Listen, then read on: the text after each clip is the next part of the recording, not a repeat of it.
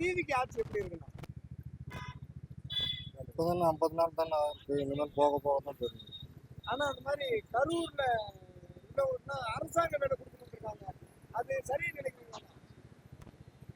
அது சரி கிடையாது. அது என்ன காரணம்? தவறான இது. அப்படின்னாக்கா அது மாதிரி ஒவ்வொரு ஆக்சிடென்ட்லேயும் வந்து அந்த கேட்பாங்க எல்லாருமே. அது ஒரு சரியான முன்னுதாரணம் கிடையாது. ஆனா திறந்தமோட குடும்பம் இப்ப எதுவும் பண்ணல. உங்களை நம்பி வந்தாங்க, நீங்க விட்டுட்டீங்க அப்படின்னு விஜய் சொன்னாங்க. இப்ப ஆனா அரசாங்க வேலை கொடுத்து சரியில்லைன்னு சொல்றீங்க. அவரை நம்பி வந்தாருன்னா அவரோட சொந்த பணத்துல இருந்து வேணா அவர் எது வேணாலும் செஞ்சுக்கலாம். இப்போ அரசாங்கத்துல இருந்து அவர் எப்படி எடுத்தார்? இப்ப அந்த மாதிரி தான் நான் இந்த பெனிக்ஸ் அவங்க எல்லாம் வந்து அடிச்சு கொண்டிருந்தாங்க. அவங்களுக்கு அதே மாதிரி தான் திமுக ஆட்சியில கொடுத்துருந்தாங்க. அது வந்து கவர்மெண்ட் எம்ப்ளாயி பண்ண கவர்மெண்ட் ஸ்டாஃப் பண்ணது. அவங்க கவர்மெண்ட் ஸ்டாஃப் அந்த ஸ்டாஃபோட சம்பளத்துல இருந்து நீங்க அவங்க கொடுத்துருக்கணும். அந்த மாதிரி தானே அவங்க தீர்ப்பு கொடுத்துருக்காங்க. கிட்டத்தட்ட இந்த 50 60 2 மாசம் ஆட்சி எப்படி இருக்குன்னு நினைக்கிறீங்க? இதுல ஒன்றும் பெருசா தெரியல. போக போக தான் தெரியும் என்னன்னு.